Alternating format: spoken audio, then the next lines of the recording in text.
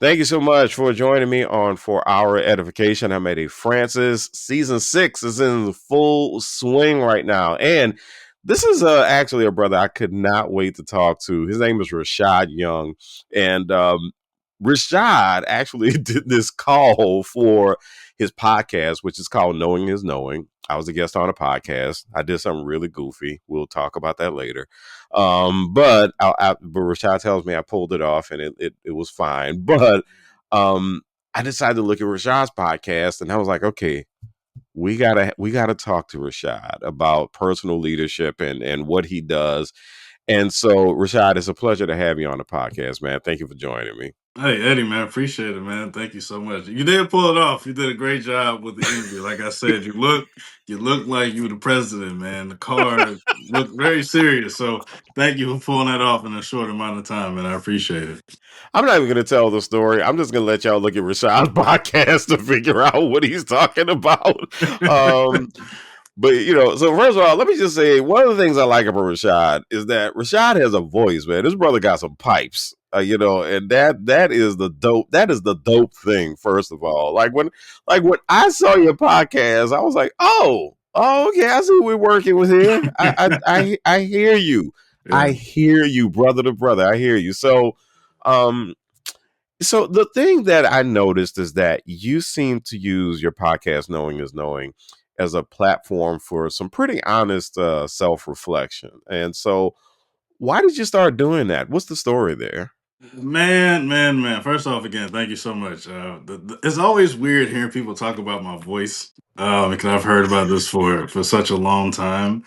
I think to answer your question, I think it just kind of goes back to the journey itself. I think from podcasting, knowing is my, I want to say, third or fourth individual one. I've been doing podcasting for about 6 years now. First started off with a group of my friends known as Medium Lit, and if I can go back in time, I probably burned it just because of just where I was in life.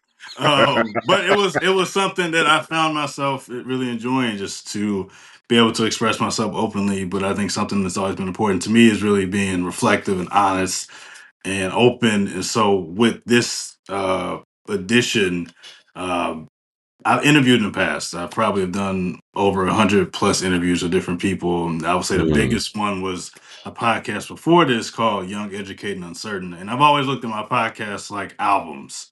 yeah, Um, I'm almost 30. I'm not as uncertain as I used to be. So I feel like it's something that needed to change. And knowing is a term that me and one of my close friends use. I really got it from him. yeah, Gave me the key to take it. But essentially, it's just knowing who you are as a person. It's pretty much, like the terminology, it is what it is. If you know, you know. And I think knowing is just another thing. It's like you are constantly reflecting upon yourself. I really take a good deep dive myself every day. I like to say I reflect probably too much, but I wanted to take it to another level and really just get back to the thing that was really working for me was interviewing people and capturing stories. I think podcasting and content creation, it's a spot for everybody. yeah, I don't really care how far I get in this. I think that everybody has an amazing story to share, and if I can give them the opportunity to share that and get a chance to meet with somebody across the world that I've never known, I think it's really great to connect in those ways. And that's how we met. Just a simple put it out there, look for interviews, people to yeah. interview, and to connect with people in different ways. And that's ultimately my goal, is to just humanize people's experiences. I think it's very easy for us to Mm, um, it's very easy for us to go off our occupation, what we do. mm-hmm. And I think everybody has a story behind that. I'm not a finished product at all. And I don't think anybody who's at a finished product doesn't come without a story. So it's important for people to get those opportunities to share those things. And that's kind of what it's about, man. Just sharing the stories within myself, my own thoughts and reflections, my insecurities, my doubts, but also Mm. give people the platform to share their story and hopefully be a light for, not only themselves, but for other people who may be trying to take that same path with them. Mm. Yeah, I want to get to how honest you are about yourself and the twists and turns that you take throughout your life. And I'm glad you brought up that point about getting to know who people are as opposed to what they do, because my temptation my temptation in talking to you was to start with, well, tell me about what it is that you do and all that good stuff. But just by looking at your podcast, I was thinking, wait a minute, this really is the wrong question for Rashad. And so for you, who is Rashad Young? I mean, what is it that gets you out of bed in the morning? What keeps you up at night? Who is this brother? Man, I feel like it's a question I always ask myself every day. Mm, Who is Rashad? I think it's, those questions you always want to start off like positive adjectives about yourself or things that are important. So I think somebody who just cares a lot about people, I think that's what really keeps me up in the morning or gets me going in the morning is really just finding a way to do what I believe I'm set in this world to do is to serve people in different capacities. I think that names have meaning. My name means to be a thinker, a counselor, righteous one, judge, just somebody who just cares for others. So I'm very much living in the capacity of that.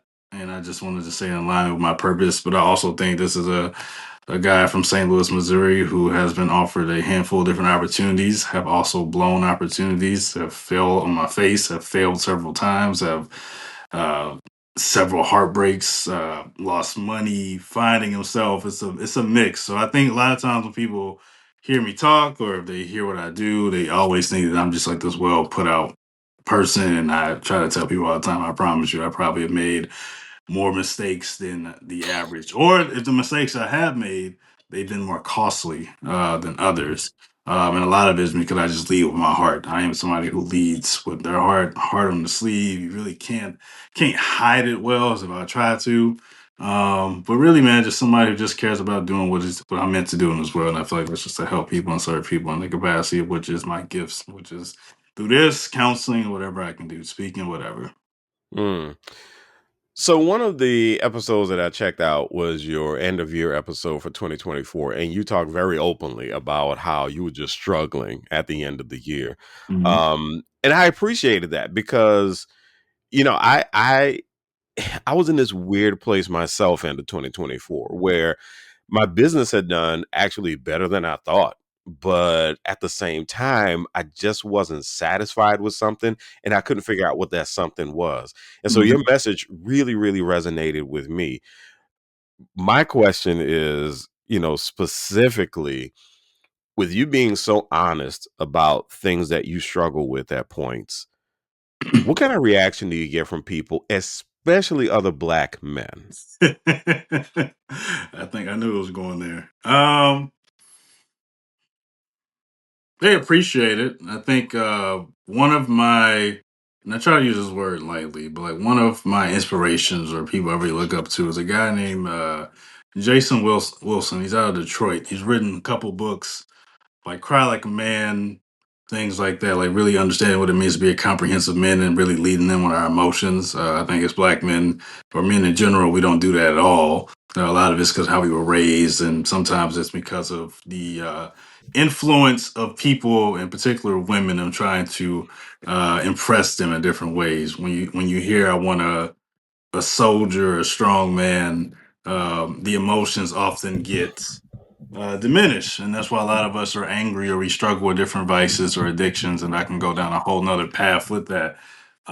I think I've always taken pride in being honest because I've always had this firm belief that I am going to be something significant. I know that sounds crazy. But I also think that people should know the truth of who people see you to be. Again, it goes Mhm, back to what I said is they hear all the things that I do, and they hear that I'm in, the space of about to be a licensed therapist, and they think again I have it all put together. And I think that's one of our problems as people, especially as men. Our occupations and our pockets determine our value, and I mm, also think our vulnerabilities determine our value as well. And that's something I've been challenged with and being challenged with for the past couple of years of my life. Is while I always look like I have it put together, I always think I should be honest with myself. And so that's kind of why I got to that episode. I was very discouraged. I mean, that's especially having all this good happening and still not reaching the points where you want to reach, or even reaching this high that you mentioned, like with your business, and still not being fulfilled. I think black men, in particular, we have a fulfillment problem because we don't know ourselves. hmm, And our emotions have been suppressed for so long that we keep trying to find it through different voids that just aren't realistic. So I just mm-mm, I just believe in being honest with myself. That's why. So they appreciate it, and I actually get more. I'm glad you said that, man. more so that like, why would you share that? Because they start opening about why they struggle. I Yeah. think that's kind of been the cool part is hearing when I tell people that, oh, you're out to be a therapist, man. I've been looking for a black man therapist. Like I just need to feel somebody I can relate to. Mm. And so I know that again, right now, I think I'm just being a vessel for those to utilize their emotions in a more healthy and open space. And that's just what I want, man, to help continue to build comprehensive men and also become a more comprehensive man myself. So. Hmm. You're listening to For Our Edification. I'm Eddie Francis. I'm talking to Rashad Young. He's an educator, a podcaster, and a speaker out of St. Louis.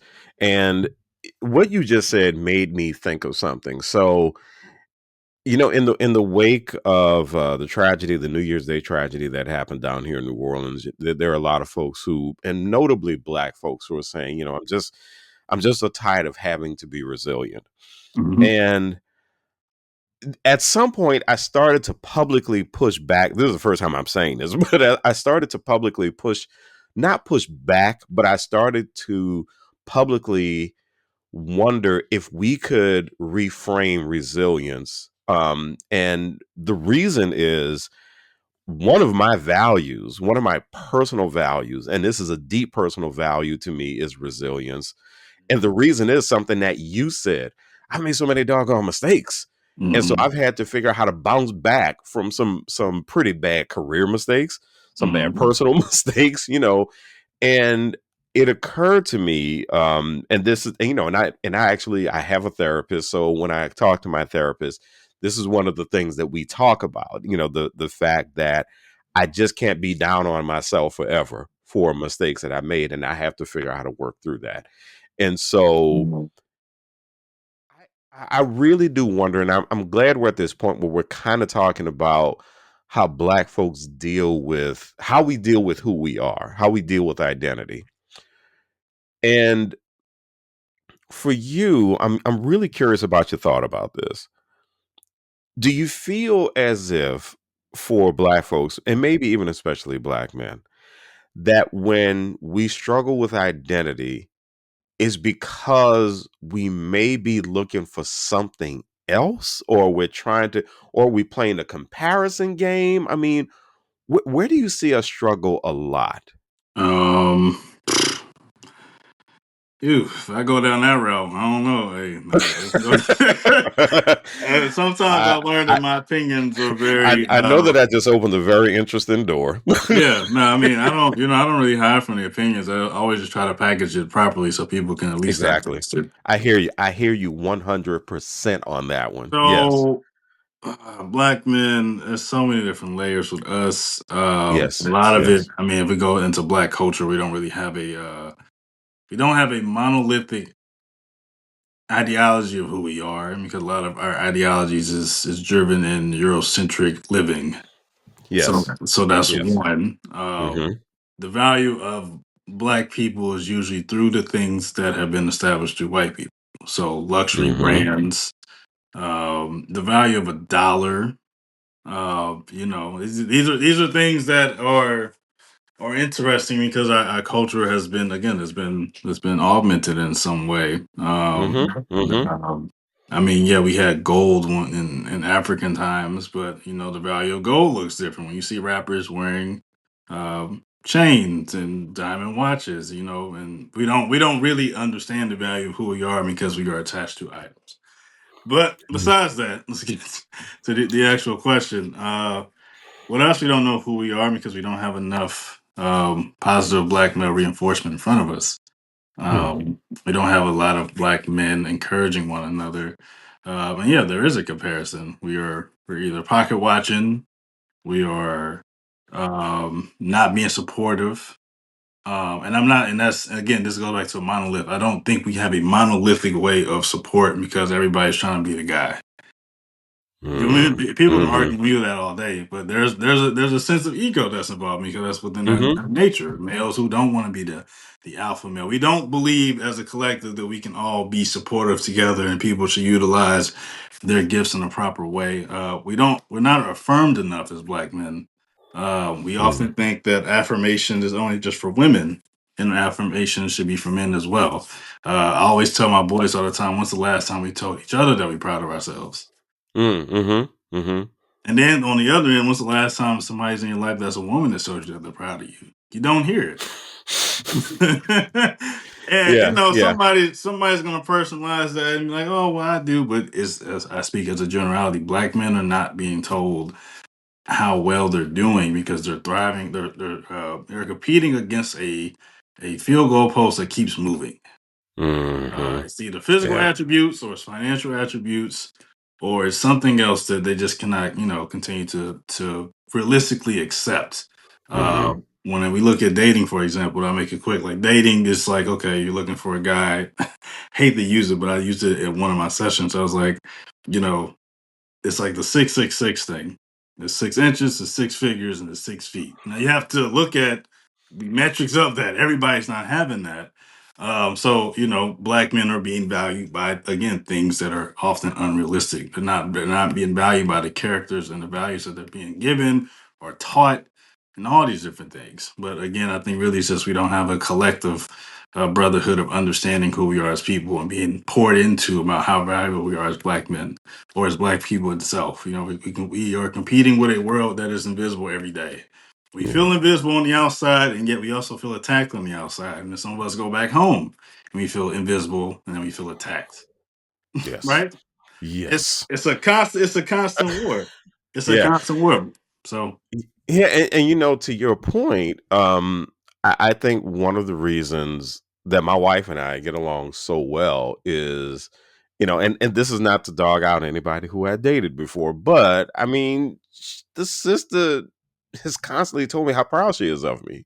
And even when I've made mistakes, she says, "Okay, that was a mistake. You're not going to do this again because and yeah, you annoyed me. But here's the thing: I'm proud that you tried. Blah blah blah.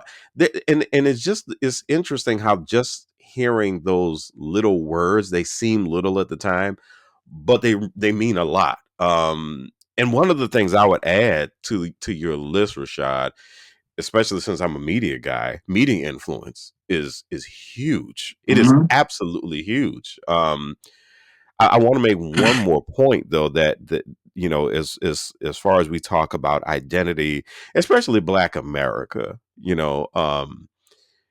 so my wife and I for the past 2 years have actually celebrated Kwanzaa, Oh, and wow. we've read through the principles, we've talked about the principles, and this year for 2024, we said, this is probably one of the most original things that we have in Black America that actually attempts to focus on a Black American identity Mhm. and tries to give us some sort of direction and that sort of thing.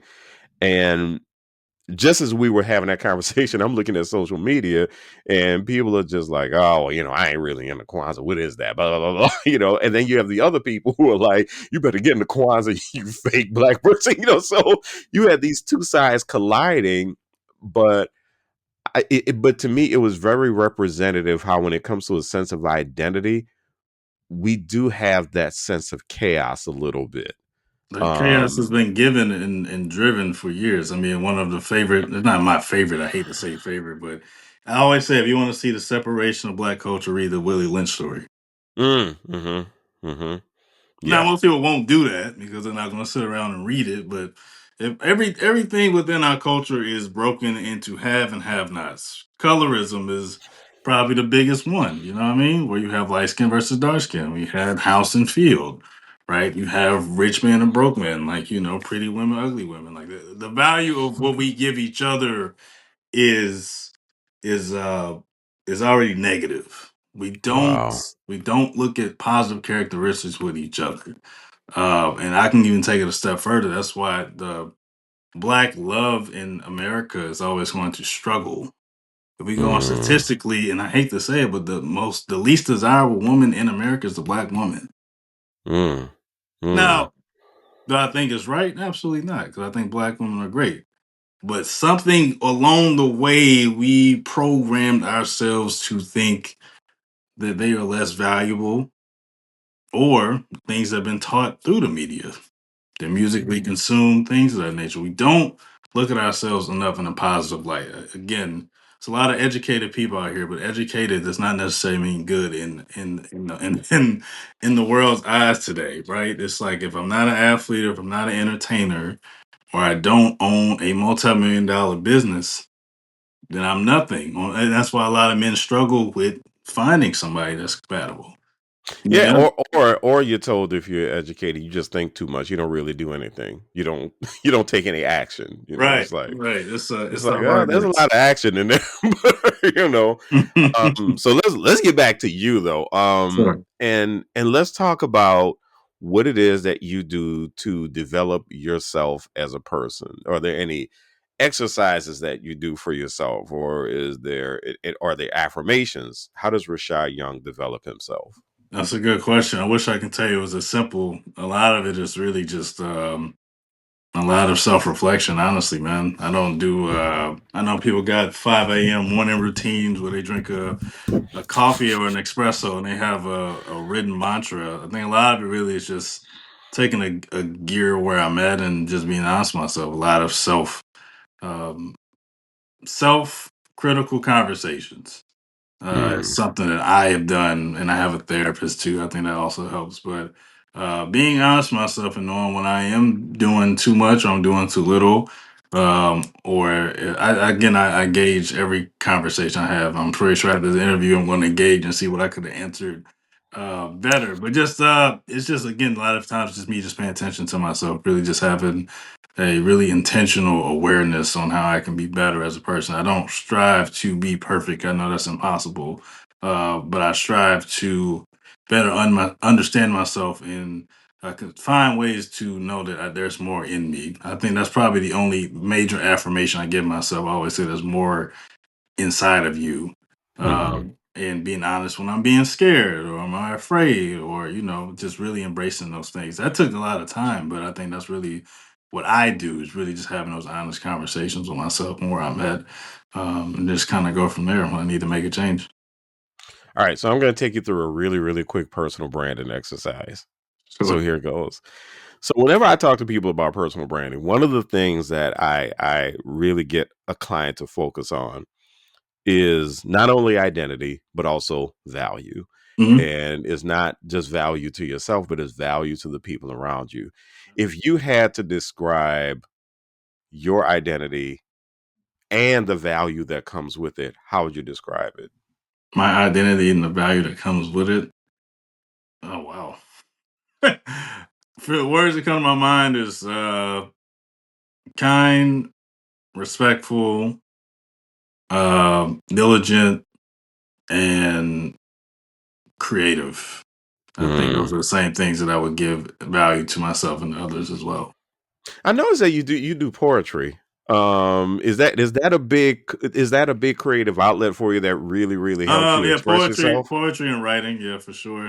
Poetry is a lot of the times it's weird enough. I cannot write poetry when I'm happy, if that makes sense. I have to be in Oh yeah, some that does some, make sense. some Yeah, sort of I have to be in some sort of I have to be in that some does. sort of emotional disarray or stress to like really get something out. So maybe that's another thing I probably do as well. It's like I probably use it as an outlet when I need to. I've only put out a couple poems, but my goal maybe is to perform some of them because some of them I feel like I wrote when I was done and I felt better. But I'm like these are also actually like good vulnerable pieces I think people should probably hear at some point in life.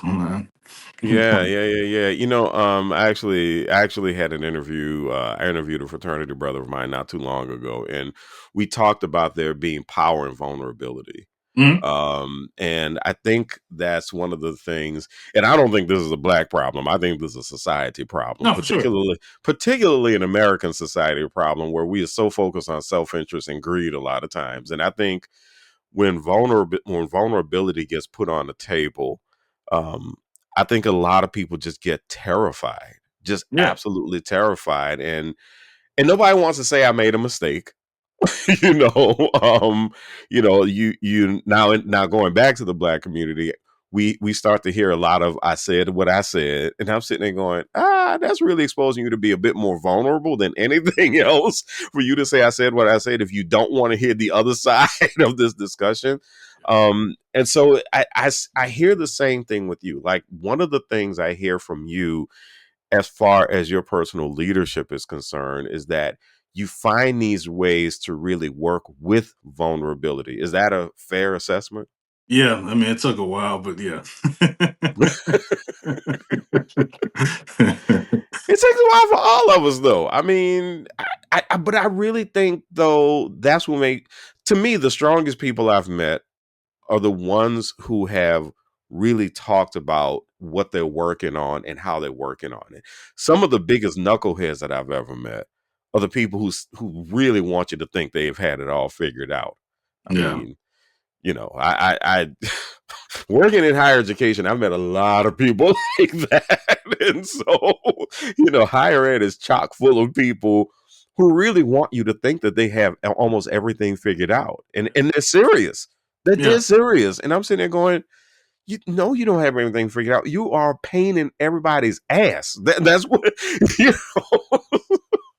Kind of goes back to the miseducation of the Negro. The Absolutely. more educated the Negro becomes, the more ignorant he becomes self. That's kind of what I Yes. got. So, no, I mean, I think people hide their insecurities through intelligence and degrees. I mean, I'm not really Hmm.